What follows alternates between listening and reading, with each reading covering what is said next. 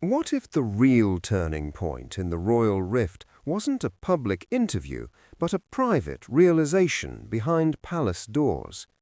For years, much of the focus has been on Prince Harry and Meghan's dramatic decision to step back from royal duties in January 2020. The headlines were loud, the reactions were global. But now, renewed attention is being placed on what may have been happening quietly within the walls of Kensington Palace, particularly in the mind of Catherine, Princess of Wales. If you're fascinated by the untold stories of the British royal family, the decisions that shape the monarchy, and the complex dynamics behind the crown, then you absolutely need to be subscribed to Crown Desk. Hit that subscribe button now, because we're uncovering insights you won't find anywhere else. Let's dive in. To understand this moment, we have to go back. Prince William and Catherine met at the University of St. Andrews in the early 2000s. Over 20 decades, they built not just a marriage, but a shared vision of duty, one rooted in stability, continuity, and the long-term future of the monarchy. Meanwhile, Prince Harry carved out a different public identity, more independent, at times more outspoken, and, by his own account, frustrated with aspects of royal life. Harry and Meghan married in May 2018. Less than 2 years later, in January 2020, they announced they would step back as senior working royals. That decision, confirmed through official palace statements, sent shockwaves through the institution. In March 2021, their interview with Oprah Winfrey added another layer, airing deeply personal grievances and allegations about their experience inside the monarchy. It was watched by millions worldwide. Now, according to a newly serialized biography by royal editor Russell Myers, Catherine allegedly believed Harry's departure was inevitable.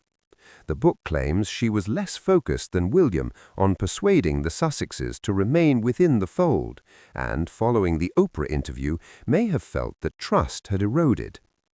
It's important to be clear, there is no public statement from Catherine confirming such views. These claims are attributed to insider accounts within the biography and have not been independently verified by Kensington Palace. They fall into the category of informed reporting, but not confirmed fact. What is verifiable is this: tensions between the brothers became visible. In April 2021, at the funeral of Prince Philip, the distance between William and Harry was unmistakable. Public appearances grew rare, joint initiatives faded. What many experts believe is that Catherine often played a mediating role within the family dynamic.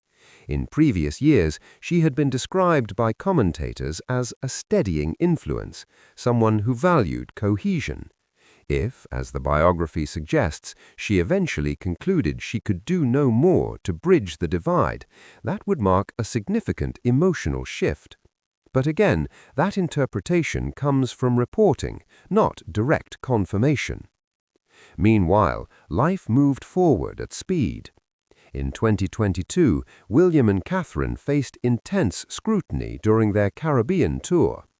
That same year, Queen Elizabeth II passed away, ushering in a new era under King Charles III.